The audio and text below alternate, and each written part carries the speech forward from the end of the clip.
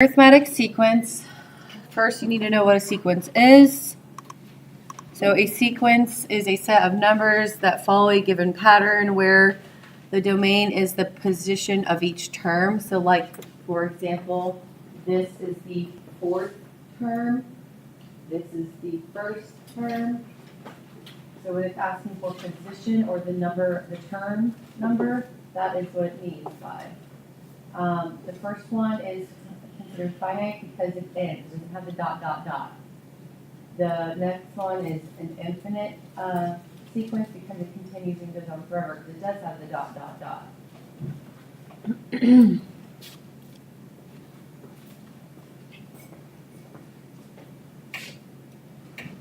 an arithmetic sequence, the difference between each term is a constant. You add or subtract the same number to get each consecutive term. That number is called the common difference. So it's the number that is being either added or subtracted to it. So there has to be the same number being added and subtracted to each number. So is this an arithmetic sequence? Yes, because it's going up by 4. My common difference would be 4. So yes. And we're going to later, the next slide, we're going to learn that D is considered my common difference, and it is 4. How about the next one? No. It's not going up by any of the same numbers. It's a different type of sequence we're going to be learning about.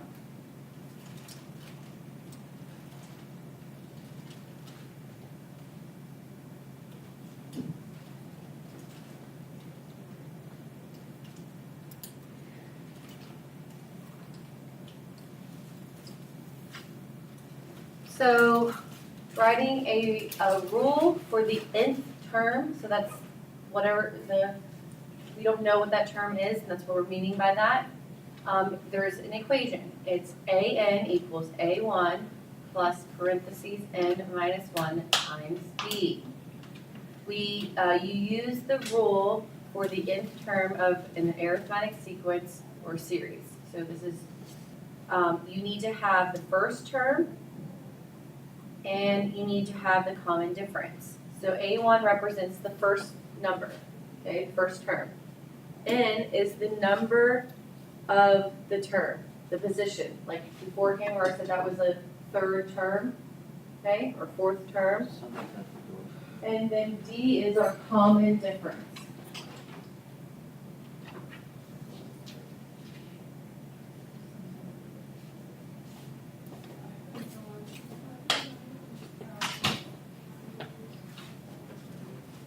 And the common difference is the number that's in between, okay, that you have to get to the next term.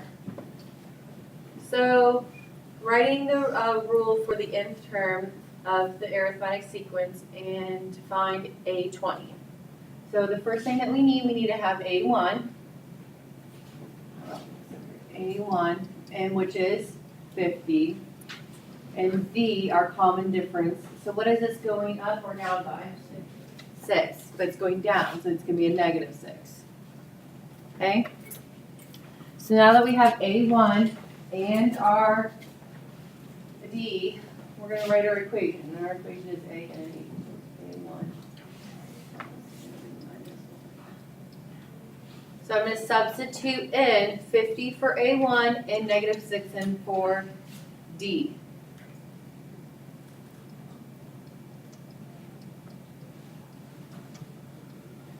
Then I'm going to distribute my negative 6.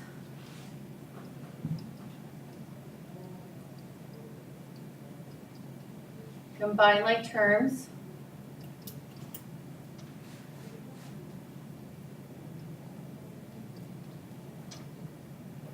And now I have my rule. My rule is an equals negative 6n plus 56. So I can use this rule to find any position, any term. I can find the millionth term. I can find the thousandth term. I can find the 100th term. But here they're asking us to find the 20th.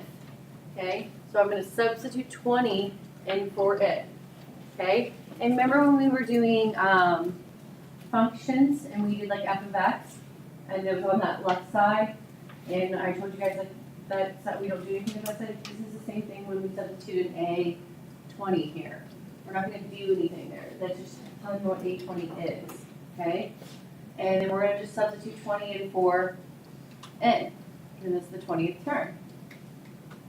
So negative 6 times 20 is negative 120, plus 56 is negative 64.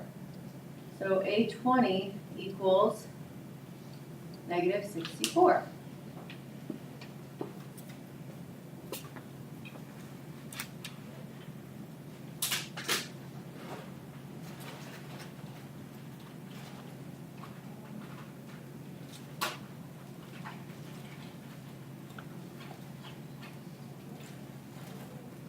So what is A1 for this first one here? 1. 1. And what is my common difference, D? 3. 3. So I'm going to substitute 1 and 3 into my equation and find my rule.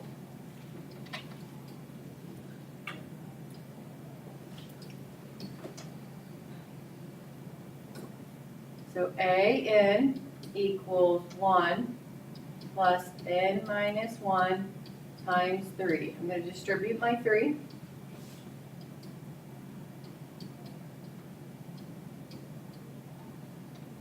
Combine my terms. So my rule is AN equals 3N minus 2. And then this one is asking us to find the 25th term. So I'm going to substitute 25 in for what? N.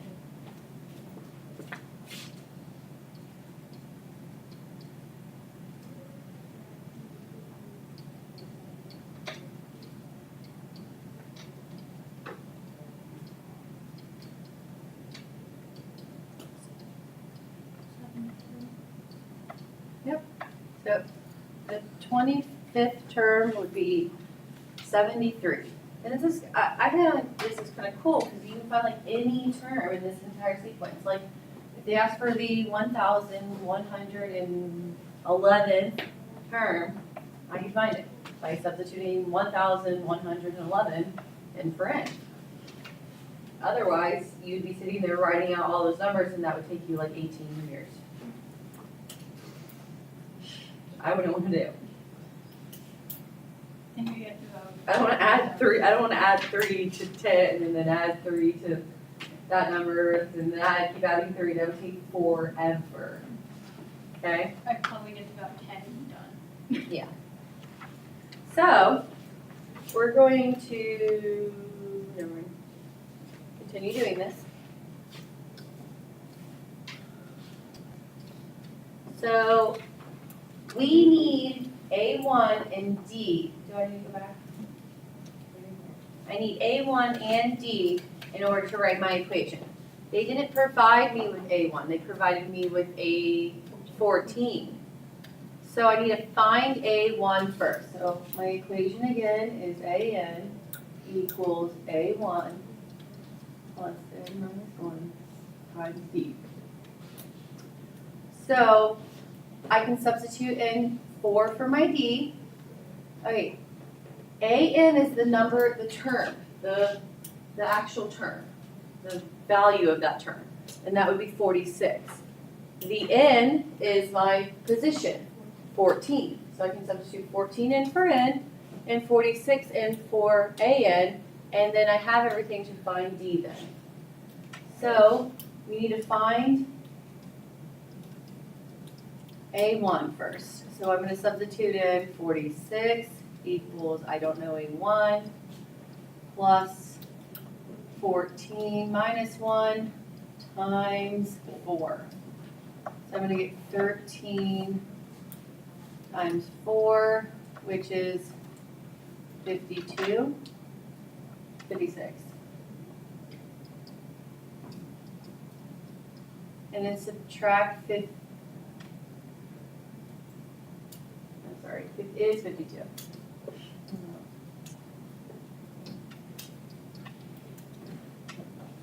Subtract 52 from both sides. So what is A1? What's 46 minus 52? Negative 6? No. Negative I don't know. Negative 6. So now that I have A1 and D, I can write my equation. My rule, AN equals A1 negative 6 plus N minus 1 times D, which is 4. AN equals negative 6 plus 4N minus 4. So AN equals 4N minus 10.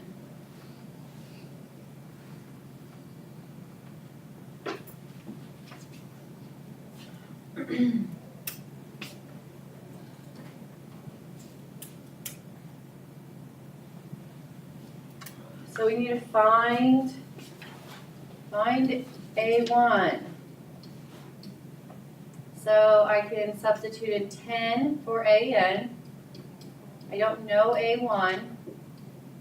N is the 6th position. And I can substitute in negative 1 for D. So 6 minus 1 is 5 times negative 1 would be negative 5. And then I can add 5 to both sides. What would A1 be? So now that I have A1 and D, I can write my rule.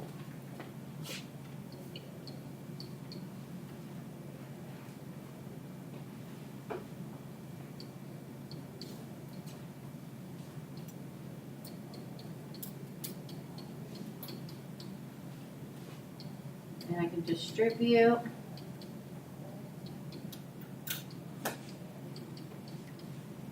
And find like terms.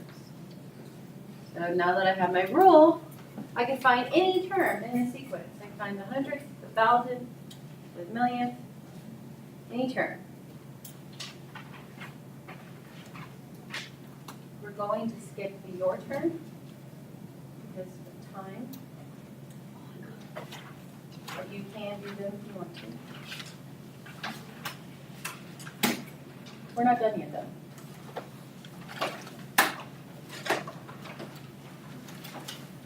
Recursive sequence. So we've been dealing with something called an explicit rule, which has to do with the term position. The recursive rule deals with how it relates to the previous number. So you have to have the previous number in order to get the next number. Any sequence can be written both ways, both explicit and recursive. So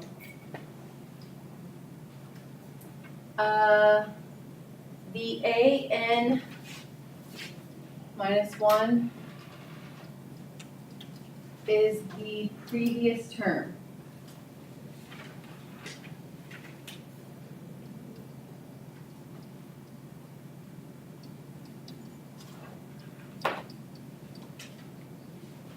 So it tells us that A1 is 1, so that's my first term. So it wants us to write the first 5 terms. What I do is I substitute in my previous term for the A n minus 1. So if I put a 1 there, I get 1 plus 3, which is 4. So A2, which is our second term, is 4. Then I substitute 4 back in for A n minus 1, and what's 4 plus 3? 7. So A3 is 7. A4 is 10, and A5 is 13. Okay, recursive is a little easier. So here our first term, A1, is negative 10. We are going to substitute negative 10 into our equation. So negative 10 minus 8 is negative 18. So A3, which we're going to substitute negative 18 into our equation. So negative 18 minus 8 is negative 26. A4, we're substituting negative 26 into our equation. So negative 26 minus 8 is 34. And A5, so we're going to substitute negative 34 into our equation. So negative 34 minus 8 is negative 42. So you see how I have to have A1 here? If I didn't have the first term, I would never be able to figure this out. I'd be looking at this and be like, because you can't, you have to have the first term in order to do recursive. So when we're writing recursive rules, you have to provide the first term. You have to tell us what the first term is, even if they tell you what the first term is. So, and that's basically what the next slide says. So it says a recursive arithmetic formula is an equals an minus 1 plus d. Important, when writing recursive rule, the first term must be given as part of the rule. Even if they give you the first term, you still have to rewrite a1 equals, okay? I know that's a little redundant, but there would be no way for me to find this if they didn't tell me what a1 is, okay? So, we have to provide a1. So in this case, it would be negative 21. And then, what is my common difference here? Yeah, 30. So, I'm going to write my rule. My rule is an equals an minus 1, and then my d plus 3.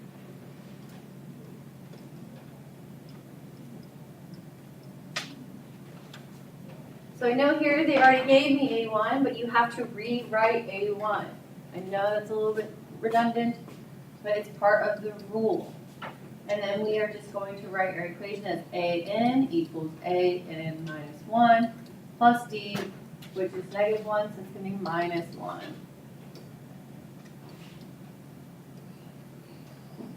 And those are my answers for those.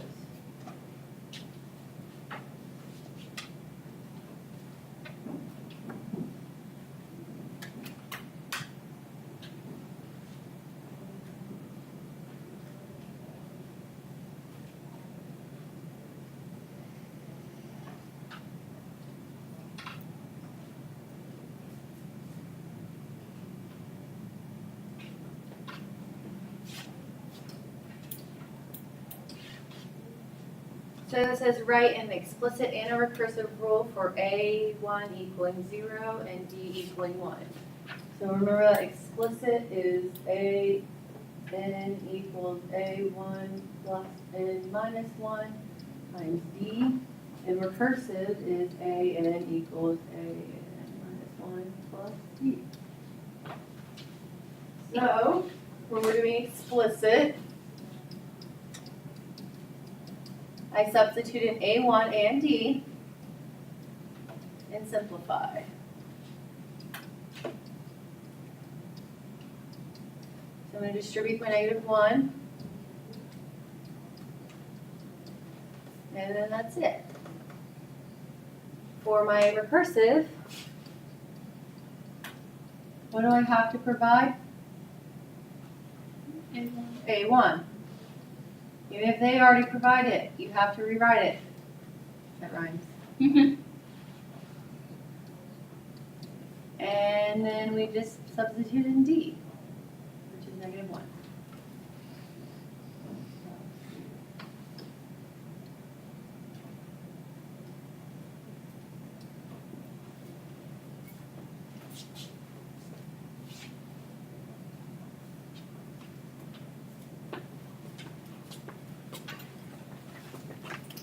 We have one more slide.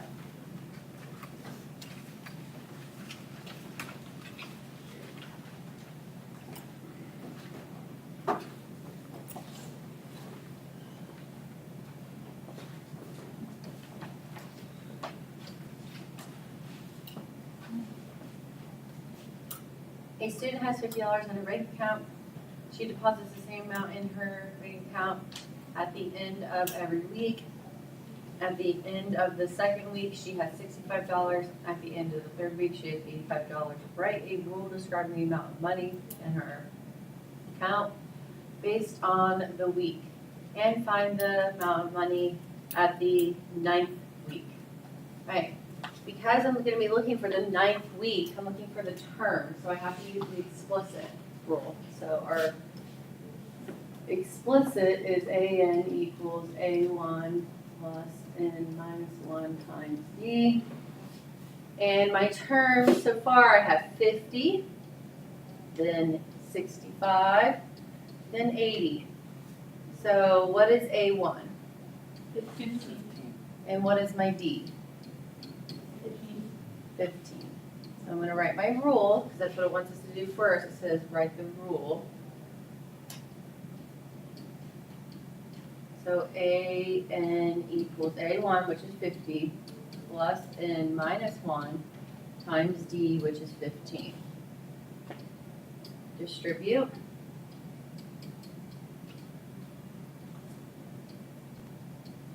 Combine like terms.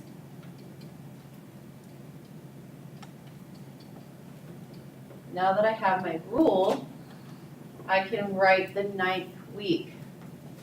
I can substitute in 9 for what? N. For N. So A9 equals 15 times 9 plus 35. So my 9th week, I would have $170.